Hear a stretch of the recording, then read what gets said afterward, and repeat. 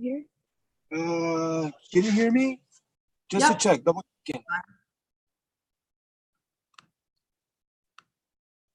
All right. We all good on your part? Yes, we are. Okay, fantastic. Well, thanks for joining everyone today. I'm Sarah Privado, and thanks for joining us for today's session of Exploring by the Seat of Your Pants. For those of you who might be joining us for the first time, Exploring by the Seat of Your Pants is all about bringing science, adventure, and conservation to classrooms across the world. And today we have 4 classrooms from across North America that are very excited to learn more about sloths. And our guest speaker today is all about bringing science, adventure, and conservation to classrooms across the world. We got a little feedback from YouTube here. And so our guest speaker today is Daniel from the Toucan Rescue Ranch in Costa Rica. And at TRR, they have focused on care, rehabilitation, and release of natural wildlife since 2004. TRR provides sanctuary while giving treatment, rehabilitation, and when possible, release into their environment. They specialize in toucans, sloths, and owls. However, they have a large array of wildlife from weasels, porcupines, cats, parrots, and so forth. So, Daniel, I'll let you take it away, and let's learn some things about sloths.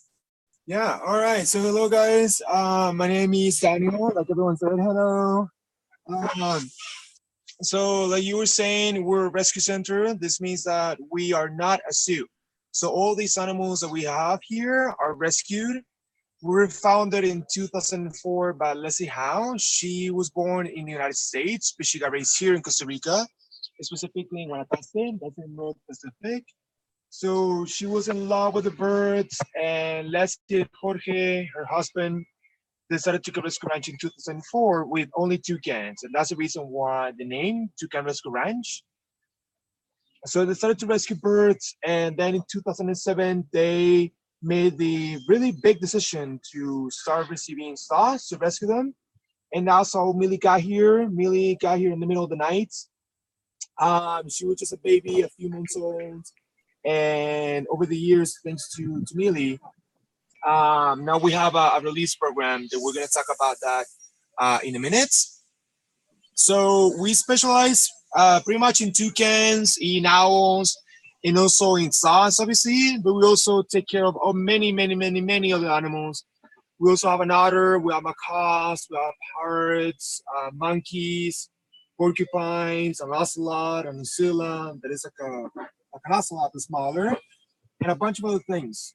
We rescued from pretty much all over the country, and the animals that we receive, they come here from 2 sources. The first one is MINAE. MINAE is the Environmental Police or Ministry of Costa Rica. They do rescue the animals in the rainforest, or sometimes they do some confiscations, because there are some people that have these animals as pets, which is obviously illegal and wrong. And then we also have regular people that they rescue the animals themselves, especially during the dry season. That is where we're getting now. We receive a lot of chicks that they fell from the nest, so people rescue them because there's a lot of dogs around. We're going to talk about that later. And the dogs attack them, so a lot of people rescue them, and they come here. We have a release site. The main release site is located in Sarapiquí. That's in the Caribbean side of Costa Rica. We are located in San Isidro de Heredia, that is in the Central Valley. The release site is around 1.5 hours away from here, and that's where we release most of the animals, especially the ones that can be found in the Caribbean. We also have a sister organization that is called the Sloth Institute. What they do is that they do some research on the sloths, and they are located in the Pacific, in Manuel Antonio. That is one of the most popular parks in the country. So if we receive a sloth or whatever type of animal in the Pacific, we can release them in that area as well. In here, sometimes we do as well release some animals, and because we're located in the Central Valley, and that is in the mountains, we are really close to the Braulio Carrillo National Park. That is the biggest land park that we have in the country, and that's where you can find these guys as well. So if by any chance we receive a sloth in this area, we can release them in an area that is 15 minutes away from here. So now we're gonna talk about the sloths. Now in the world, we have 6 species of sloths. Most of them, or 4 of them, are three-toed sloths. These ones that you're seeing right now are two-toed, or better called two-fingered. The reason why we like to call them two-fingered is because both species that we have in the country, the two and the three-toed, have 3 toes on the back. So the difference is on the front. So it can be a bit confusing sometimes. So for us, it's much better to just use two-fingered sloths. Now, these sloths that you're watching right now, they are only found, well, you can find them in both slopes, like in the Caribbean and also in the Pacific, but also in the Central Valley. They eat leaves, so this means that they are omnivorous because they eat leaves, they eat insects, lizards if they can catch them, and also some eggs. And also these guys are nocturnal. This means that they mostly sleep during the day, although they do get active during the day, as you can see right now. And then the three-fingered sloth, that is this one right here, there's a bunch of differences. These ones, they are herbivores. This means that they pretty much eat only leaves and that's it. They also are diurnal. They're just like humans. So they sleep during the night, but also, as you can see, they also sleep during the day sometime. Another big difference is the location. You can only find these species on the Pacific and the Caribbean. It's really rare to find this species on the Central Valley. That is where we are located right now, because of the fairly cold temperatures. Definitely not as cold as you guys right now, especially in winter. So yeah, another difference is the hair. The hair that these guys have is a bit shorter compared to the two-fingered that is a bit longer. Now, sloths are amazing because they have a whole ecosystem in their fur. This includes algae and also moths and beetles that live in their fur. The beetles, they complete the cycle, especially when the sloths go to the bathroom. Keep in mind that the sloths go only once a week to the bathroom, and they can hold it even in some occasions for 2 weeks. The whole idea of this is because where they go to the bathroom, that is on the base of the tree, is where you can find the most predators. That's where you can find the ocelots and the jaguars, snakes, and a bunch of other things that they can kill them. So they only go once a week to minimize this risk. And when they go is when the beetles lay the eggs in their poop, and that's how they complete the cycle. The algae is super important because it's a perfect tool for camouflage. First of all, they're really high up on the tree. Second, they're always like in a ball to keep them warm and also to get camouflage with the algae. So it's really difficult to see them because they're in a ball, really high up on the tree, and that's why it's really hard to find them. Now, the eyesight of the sloths is really poor.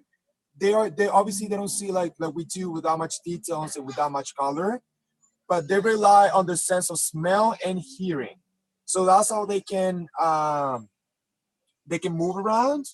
Now, the two and the three-finger sloths, the moms at least, they have a baby every year, or in some occasions every 2 years. The gestation period of a two-finger sloth, that is the one that you're seeing right now, is around like 9 months, so just like humans. And the three-finger sloth, that is the one with a smile on the mouth, the one that we already saw in the bucket,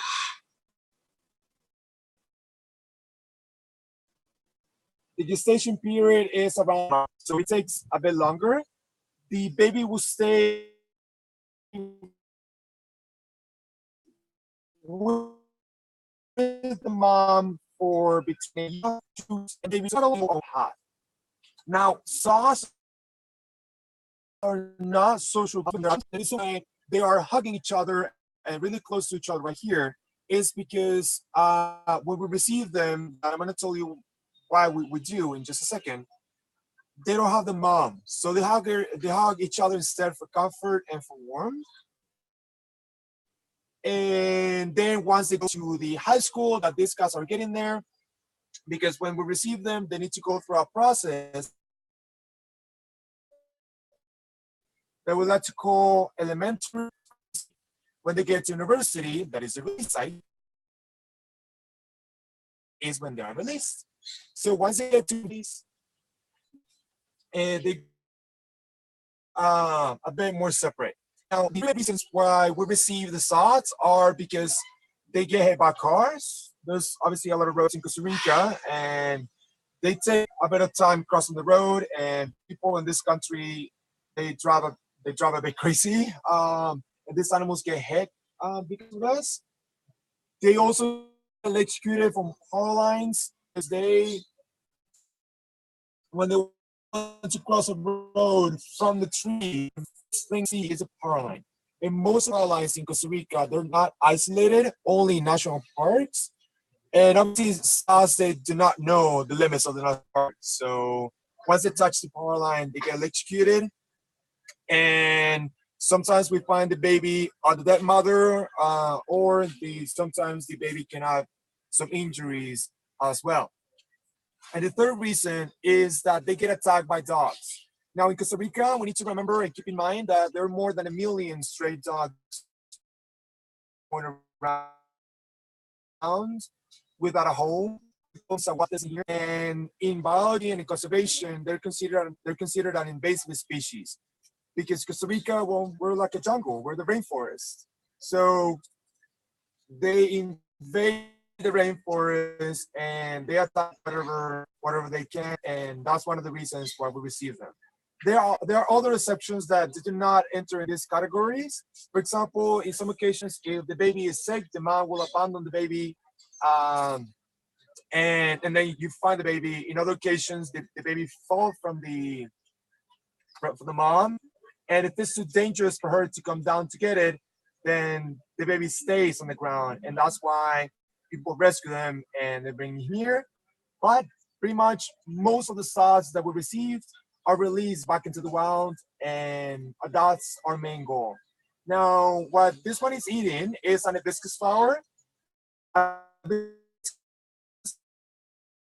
Are quite common in Costa Rica, and they love them a lot. Just for chocolate for us, they just love them. And like I was mentioning, people bring the animals they bring any type of funds. So we're basically funded by donations and also from people that visit in here. And that means because we also do tours, so people come here, they can watch the sloths from a safe distance, they can learn about the sloths, about conservation, and it seems to the donations that they're putting in, how we can keep doing what we're doing. We also have a team of volunteers that do great marketing, and they also do campaigns so we can raise money for the sloths, but also for the other animals that we have. About like 3 weeks ago, we had a campaign, a fundraiser that it was called Cheers for Toucans. We raised money for the Seven Sloths Together program. The Seven Sloths Together program is a program that we have with the Sloth Institute, like I mentioned. They're located in the Pacific, in Manuel Antonio. And thanks to that program, we can put tracking collars on the sloths. So we track them for 6 months, and that way we can make sure that they're just fine and they're good. They're surviving just well in the wild. And thanks to this, our success rate of release is up to 100% because we make sure that they're having the wild behavior that they should. So yeah. So now, guys, what we're gonna do is, if that's okay, now I think that we can move into questions. Great, thank you so much, Daniel. Anytime. All right, so we have a couple more classrooms that have joined us. We have 8 classrooms on Zoom here, and then we have another 9 on YouTube. So the question period is going to be a little hefty. So why don't we start with Miss Munier's class. If you guys want to ask a question, you have the floor to do so. Jiro coming up.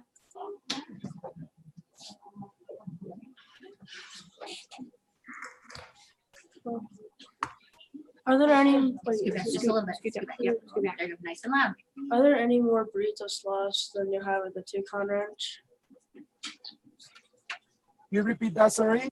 Loud. Do you have any more sloth breeds at the Toucan Ranch than you showed us?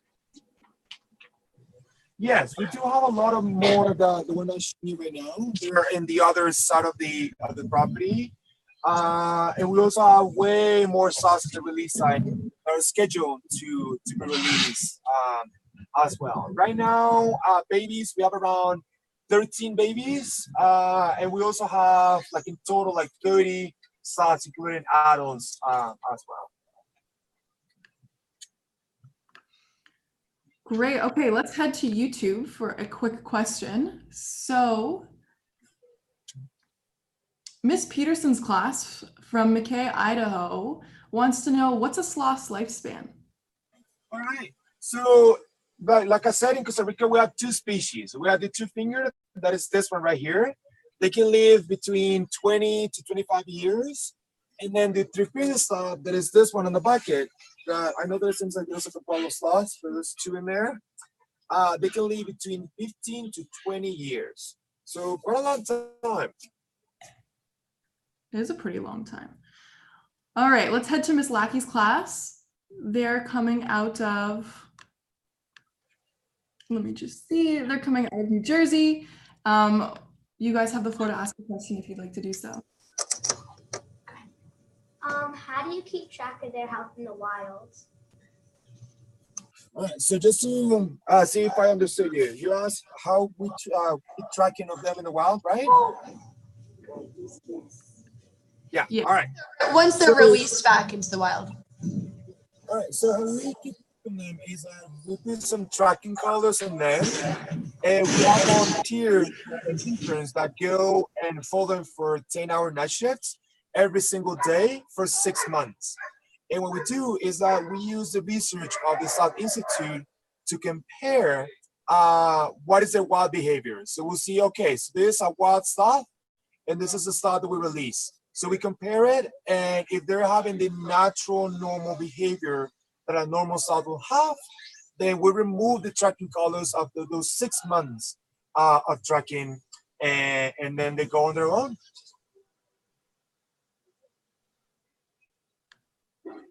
Okay, we'll head back to YouTube. Miss Bowyer's class, watching from Ontario, her grade 3s want to know, how long can their nails grow? All right, so their nails, they pretty much,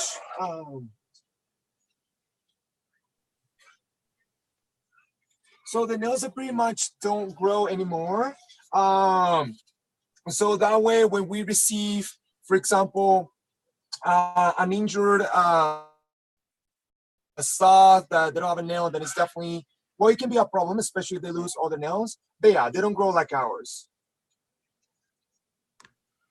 They grow a little bit slower than ours. Yes, way, way slower. Slower, just as slow as they move. Okay, let's head back to our Zoom classrooms. We'll go to Miss Michael's class. She has a group of grade 4s joining us from Illinois. Valentina? Hi, grade 4. We have two students who have questions about mamas and babies. Come here. All right, go ahead. Okay, Valentina and Lily, come on up.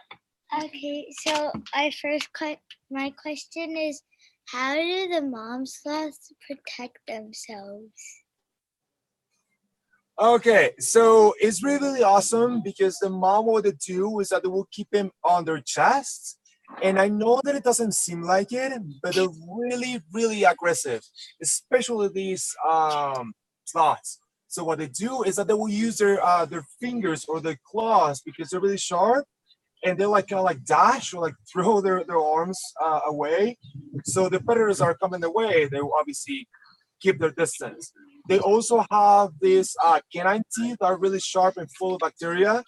They use that as well in some extremes to protect their babies. But the first line of defense is their camouflage. So if they don't see them, obviously they won't attack them. But if they do get to see them, then they can use their claws and their big and sharp teeth. Okay, Lily, Lily had one about the baby. Have you ever helped a baby sloth being born? So actually, well, I'm not saying I'm not if I'm allowed to say that. Not yet. Right. All right. So no. So far no. But what we do receive is premature babies. So these are baby sloths that they are born way before their time. So yes, we kind of do, but we definitely don't reproduce them in here in the ranch. Now, the reason why we receive so premature babies, and I forgot to mention this before, is because in the dry season, there's not a lot of leaves because the dry season is getting tougher and tougher and tougher. So the moms are giving birth beforehand. And that's why we receive a lot of premature babies. But no, we haven't received any baby from least our sloths that we released or that is still here. Thank you. Anytime. Some good questions going on. We'll just head back to YouTube. A viewer wants to know if sloths are carnivores, omnivores, or herbivores. We learned that, right? The two-toed ones are omnivores and the three-toed ones are herbivores. Yeah. There you go. Correct. So yeah, like you guys said, the two-finger sloths are omnivorous and the three-finger sloths are herbivores. Very nice. Okay, now let's head to Miss McIntosh's class. They are a group A of grade 5s from Brampton, Ontario. You guys have the floor to ask a question. Oops, sorry, I just need to unmute your mic here. You can go again. Hi. Hello. Hi, my name is Musa, and my question is, have you ever saved a sloth from an animal attack? Yes, we do. Many, many, many times. Now, these animals attacks can be from natural predators, for example, like opossums or even snakes, and sometimes from dogs as well. Sadly, the dogs are the ones that are the most common now. So yeah, we've received animals that have attacked by other animals, including the dogs. Keep in mind that although I know that it doesn't seem like it, but most of the times when the dog attacks these stuff, the dog is the one that gets the worst part because they're so aggressive.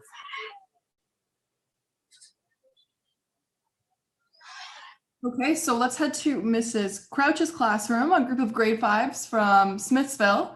You guys have the floor. Thanks for joining us. Feel free to ask a question. Oh, I think you just need to unmute your mic at your end. We could do one question.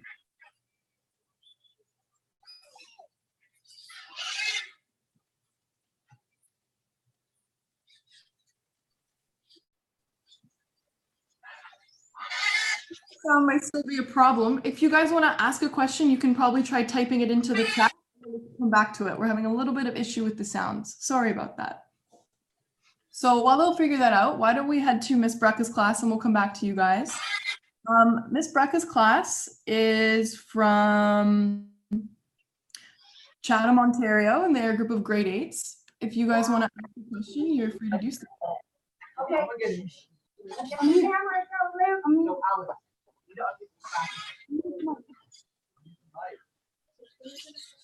Go ahead. We have two questions. How can classes like us support your rescue center? All right, so that's an excellent question. So there's many, many, many ways that you can do to support us. One of them is to stop animal selfies. Now, I know that it sounds like a bit silly, but there are people that are taking selfies with animals in rescue centers and also in zoos.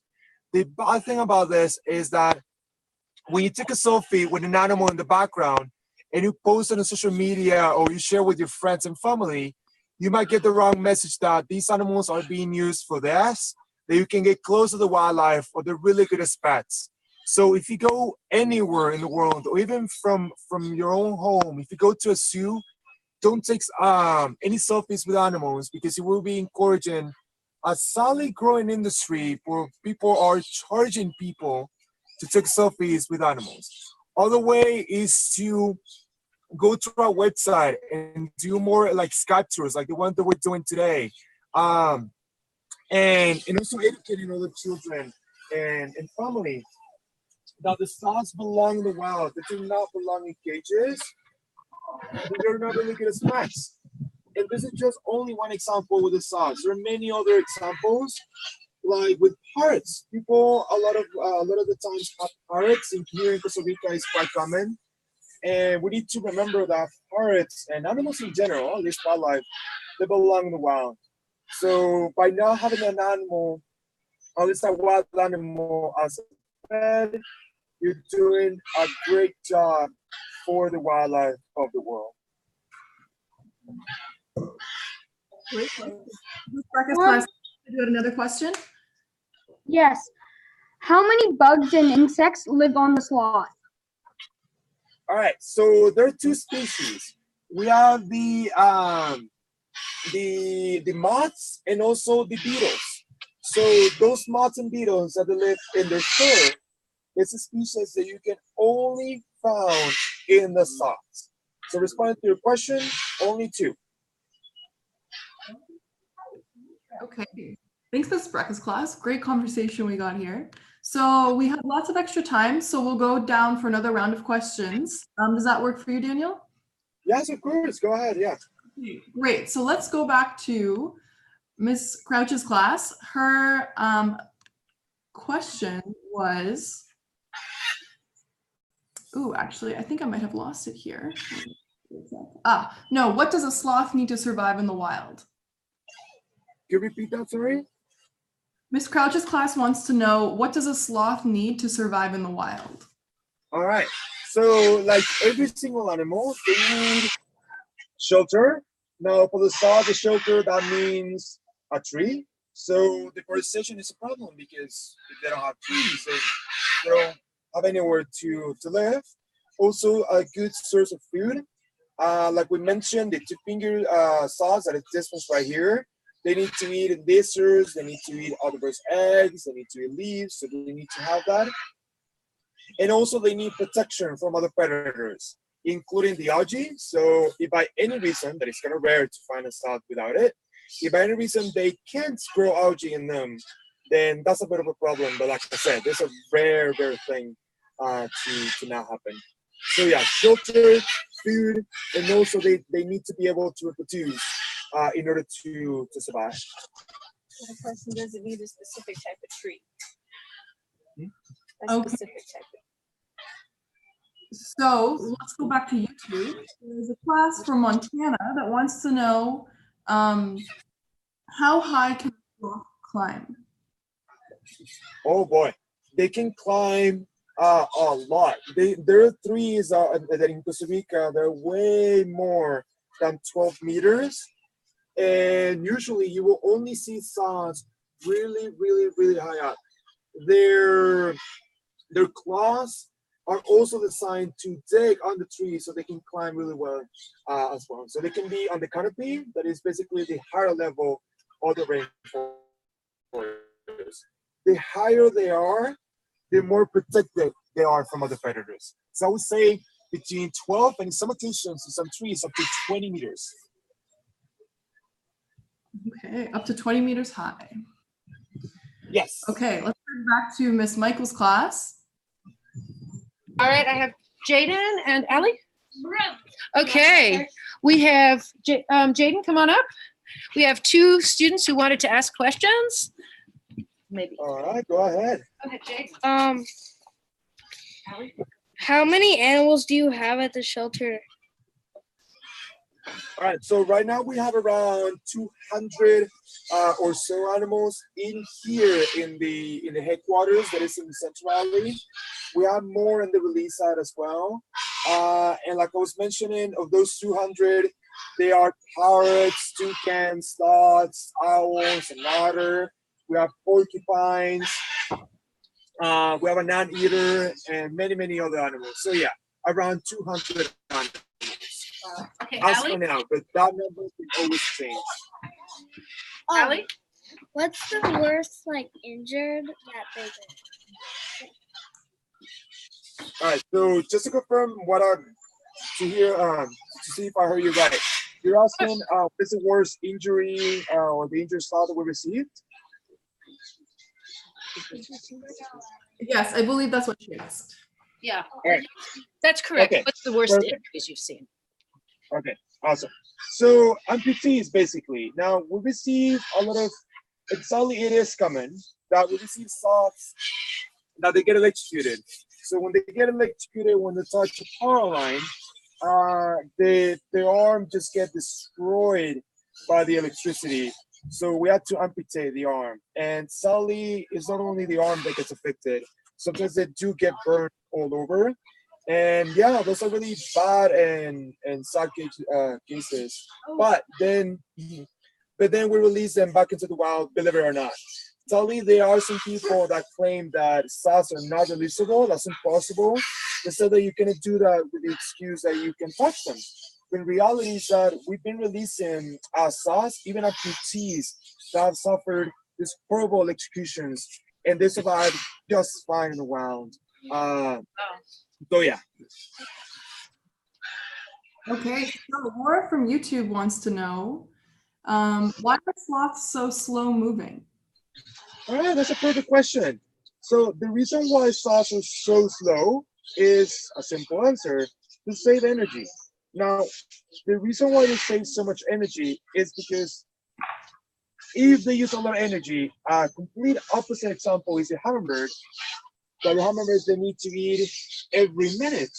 The sloths, because they're not using too much, they will only need to feed every 6 hours or so, and therefore they won't be exposed to the predators because they're really slow and they're not moving too much.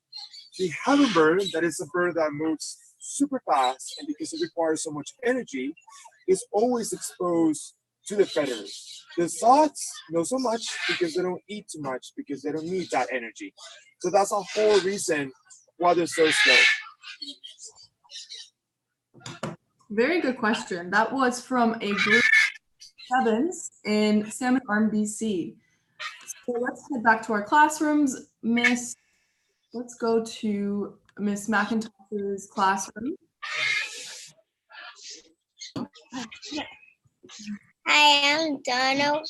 What is your favorite animal at the rescue center? Well, that position is it's always changing, but I would say that is the sloths, and the sloths are competing with Emma the otter. I would say that those two are the most favorite animals in here. Did you say the sloths and the otters? And the otter, yeah, Emma the otter is kind of like the queen of the place. Okay. So to Miss Brecca's class. You guys are free to ask a question. Wondering if there's albino sloths. Wow, that's a tough question. No. So yeah, no. Apparently they are not albino sloths. That we know of. That we know, yeah. Yeah, that we know of. There are always exceptions to every single rule in the wild. So we haven't found any albino sloths, although we have found albino toucans. So who knows? Probably they are out there. It's just that we haven't found any. Okay, let's go back to YouTube for a quick question. Laura wants to know, how long do babies stay with their mom? All right, that's a really good question. So it will depend. So the average is around 1.5 years to 2 years old. Now they stay on the mom for a year, and then they stay with the mom, meaning not on her, but like around her, for like 6 months up to a year. So in total, 2 years or so. Okay, sounds good. So let's go to Miss Moonier's class. You guys Go, James. They already used your question. Anybody else have a question? Javion? Go back here, nice and loud. Yep, right there, nice and loud. How many kids do a sloth have? Wait, no. Wait, yeah, that's right. you repeat that, sorry? Javion, they're asking you to repeat it and speak clearly. How much kids do a sloth have in a lifetime? How many baby sloths do they have at a time? How How many baby sloths do they have in one lifetime? Oh, one lifetime. Well, quite a lot. If we calculate that with the lifespan, we can say that it can be between 15 to even 20. In some occasions, even more, because they can have twins, so that can add up. So yeah, I would say between 15 to 20, which is a lot, by the way. Great question. Back to YouTube. A question from Mr. Gunsinger's class in Kettleby, Ontario. Do sloths live in groups or do they live alone? All right, so the sloths are usually solitary. They do not stay in groups. Now, there are sometimes where they do live on the same tree. The reason why they're living in the same tree, let's say like 3 to 4 individuals, it's not because they want to be together, but it's because there's something on that tree that is attracting their attention, including, let's say that there's a lot of leaves, so that's perfect for camouflage and also for food. Or there are a bunch of insects, so there are more protein to eat from. Now, like I was saying before, although they are solitary, the reason why these guys are so together, as you can see right now, they can't be separate from each other, is because they don't have the moms, so they need to hug each other for comfort and for warmth. Right now in Costa Rica, it's kind of cold. At least for us, though, it's 60 degrees Fahrenheit. So they always need to be together for warmth. But yeah, they're solitary in the wild. All right. So let's head to Miss Lackey's classroom for the last. Roll to the right. You sloths are supposed to move slow, but why were they moving so fast? All right, that's a really good question. So they would move fast for many different for many reasons. Let's say, for example, for eating. Now, the sloths that you were seeing, they were just eating flowers. So obviously they want to get that flowers, so they will move fast. On other occasions, well, they will move a bit more faster is to attack or to defend themselves. Now, these sloths, they're not the typical slow-moving sloth that you will see, like, for example, in Zootopia. That is the one in DMV, taking forever. That one is a three-finger sloth, and that's the typical slow-moving, taking forever sloths. These guys have a bit more energy, so that's why it can be quite confusing. Okay, let's try Miss Crouch's classroom one more time. Let's see if the mic will work. If not, you can just ask a question in the chat. Dang, I don't think the sound is working again. So if you guys, I'm sorry about that. If you guys want to send a quick message, we can say hello to the group.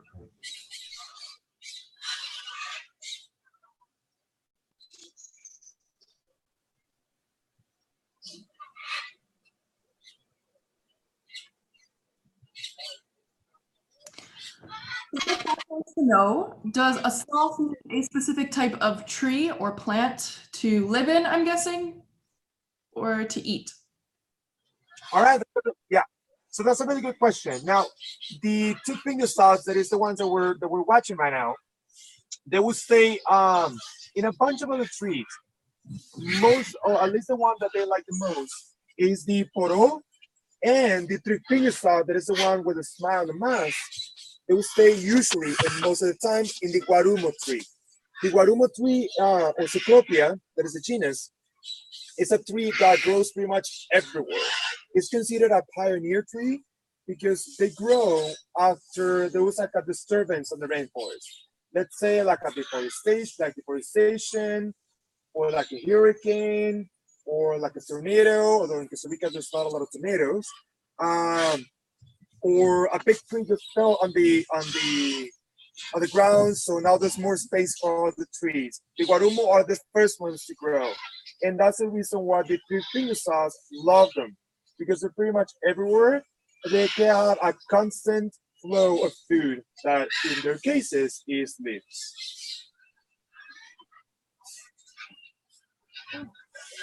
Okay, one last question Ms. Crouch's class has. She said that you said they were aggressive at times. So why is it that they look like they are so friendly to you? All right, so right now, believe it or not, they're not friendly. It's just that we have like leaves and flowers, and they kind of sometimes see the humans as a mode of transportation to the tree. So especially now, these babies, and well, as you can see, they're getting a bit aggressive. So yeah, when they're babies, they're less aggressive. But once they get to the adulthood, that is a year old, that are those ones that you saw that we're having like a bit of a discussion. They start getting way more aggressive. But it's just that we're the source of food for now, and that's the reason why they're not that aggressive to us. But that doesn't mean that they don't bite us. You can ask any of the vets; they're covered by scars of these sloths. So they're definitely not as cute and friendly as they look. Yeah, no. They're really cool and cute to watch, but you need to watch from a distance. This is fair. Okay, well, Daniel, thanks for answering all these questions and facilitating a great conversation. And thank you to all the classrooms for joining us. If you guys want to check out more Hangouts, you can go to our website, exploringbytheseat.com, or check us out on Twitter to check out some more Hangouts that we'll be having. So thank you everybody for joining us. Why don't we give Daniel and the Toucan Ranch a big round of applause and a thank you for taking the time out of their day to talk to us about sloth.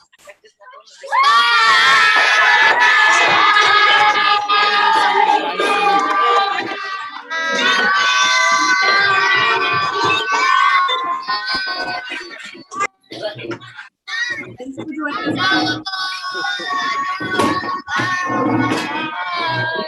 Thanks, guys. Thank you. It's a pleasure to have you here. All right. Everybody on YouTube for joining us. There were some great questions coming from there too.